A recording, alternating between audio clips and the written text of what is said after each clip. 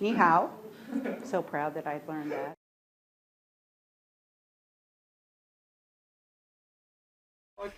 A chance to be able to say quite complex things instead of the yes/no type answering, question and answering, but she's able to say anything she wants on that.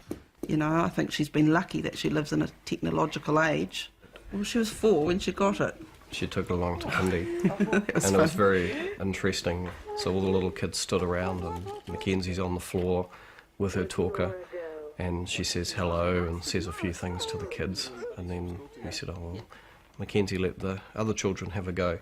So they sat down, took off their shoes and socks, and used their foot to drive the talker. Yeah. So it hadn't occurred to any of them that they could use their hands and push the buttons. They figured you had to use your feet. So You that can was use quite your hand. that was quite funny. What sort of job do you see yourself doing? I would like to do a job related to marine biology or food because they are my interest. Whatever Mac ends up doing, she's bound to give it her all. I work harder because I want to do the very best that I can. Okay, so we kind of get the gist there that looking at function is really important, regardless of the, and looking at the strength.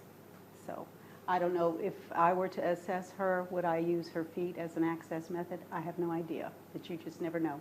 So that's kind of like what the team, when you come together with your different perspectives, probably her parents said she's, doing this and that or whatever, it just brings more value and more direction. So I hope that exemplified.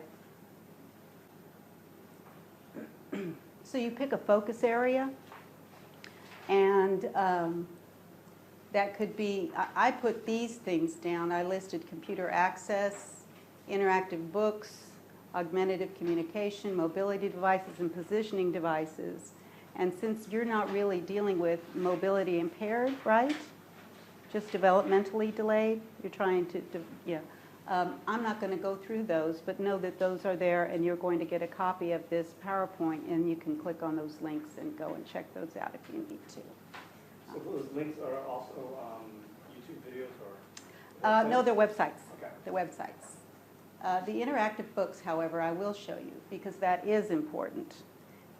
Motivation is a big important factor, and non-passive learning. We have to have active learning for our kids.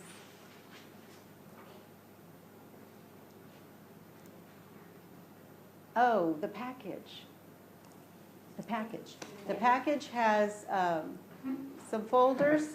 There's a package that arrived here with some folders with information about this one web-based product that I am so excited to see. It's called Vizzle. And on this website, you can see there are I think maybe 30,000 activities that teachers have uploaded onto a share site. It's incredible. It's so easy to use. Any picture that you want to put on a button or to print out or whatever, you can get off of the internet or copy anything on your desktop. You just simply drag it into there. And so you can make interactive books with the child's family pictures in there and stories about the family, very engaging. You can do matching games. You can do board games, turn-taking games. It has so much built into it, and it is very user-friendly. So when I spoke with the rep, he came, I had him come to our district. I saw him at a workshop, and he presented to us and gave everybody a 30-day free trial use, but then extended it. And he said he'd do the same for you. He's extended it to a year for me. The company wants to get out there, and it is such a powerful tool. How many people have heard of BoardMaker? You've heard of BoardMaker? You've heard of BoardMaker? BoardMaker is a, great, I'll pass these out to you guys. BoardMaker is a software product that allows I guess you can make all kinds of activities. You can make communication boards, picture schedules.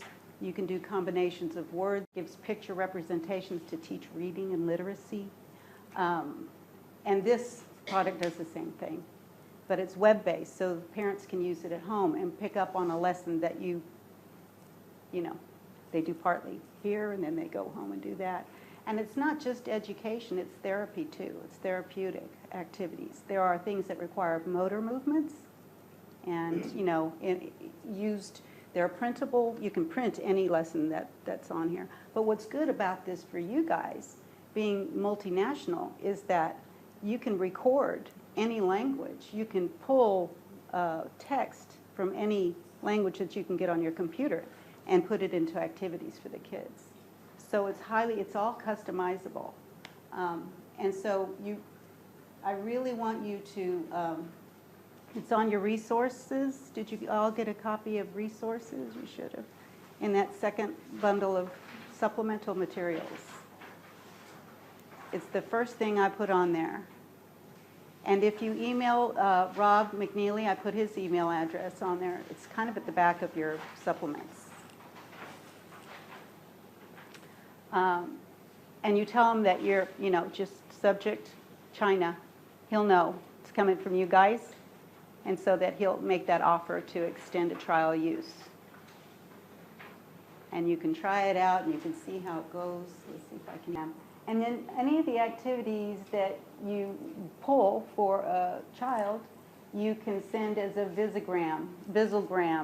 In other words, anybody that you email that to will be able, I don't know about China, but they'll be able to open it in its own browser. That's to keep kids that are click happy from going all over the place and getting distracted and using other programs or messing up your computer. So if they are doing a visual activity, it comes up in its own browser. There's no, you know. So this is an example of one.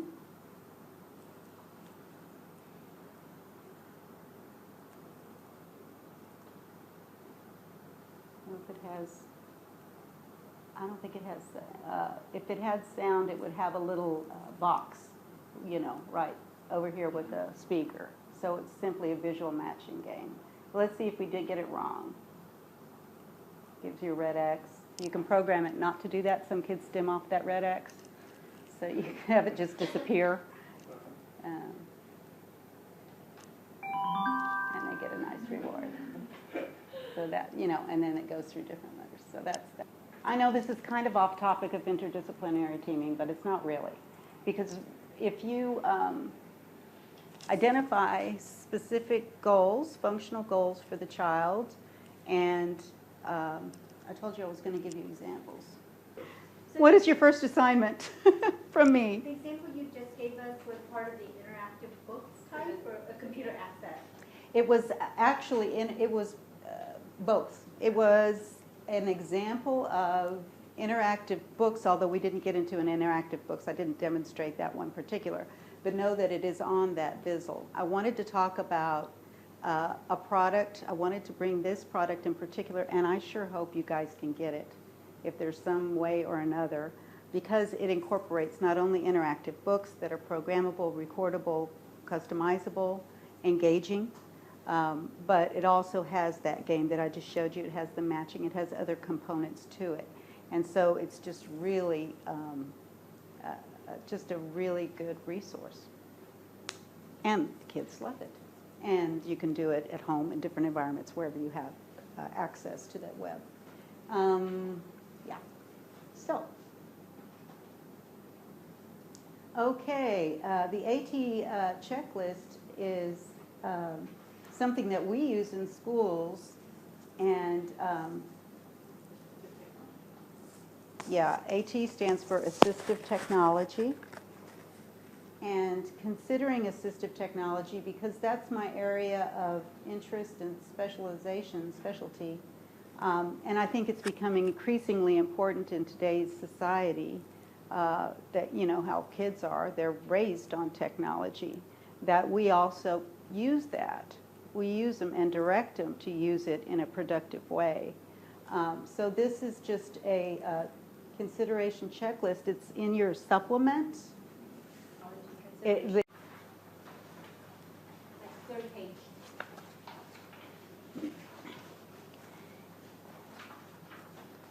and basically, on the website, it gives you ideas. You can't really see this. Let me see if I can blow it up.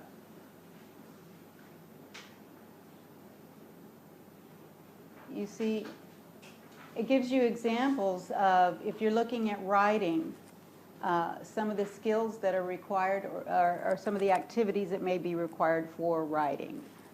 So on the website, it's got the resource guide, and what you do is if these kids are the older kids, it's, you know, if it's pre-writing, you know, imitating strokes or drawing a circle or whatever it is, the writing activity, you put in that first square, and then you'd say they're pretty independent using a regular crayon or something. Or if they needed a big fat crayon or a circle crayon or some kind of a grip to hold the crayon, that would go under accommodations or modifications, that next block. And then are there already assistive technology tools that the kids are already using? Maybe they're using some kind of a magnadoodle or a drawing pad, or you know, doing iPad kind of with their finger or whatever. So you would list that. What are they using? And then you go and see, are there other assistive technology solutions? And using this resource guide on the web from the Georgia project, you can see all the different, you know, if you just need to say, okay, well, what could we try that might get them more independent? And the key is independence, activity, not passive learning, but active learning, engaging. So just know that that's there, okay?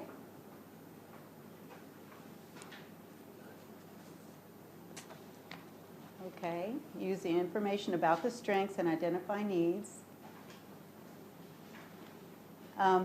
I have another little video, and then do any of you all have clients in common? Is there somebody that maybe you could have in mind, you know, if this is supposed to be a breakout session and you're supposed to get in groups. We're kind of lined up differently here. But you can talk amongst yourselves following this video. The video is Mia. And Mia is a little girl, and she's using a communication device. It's a dad that came up with an app for Mia. So I just want you to look at it and then maybe talk about your observations. So I created the application, the icon, primarily to help Mia communicate. When she was little, we had alternative communication systems that were either, what were they like, Mia? They weren't very good, were they? They were either very big, they had silly pictures in them, or they were very, very expensive, weren't they? So Daddy thought we have to make something that was better, didn't we? Should I go and have coffee and cake, or have a walk in the garden?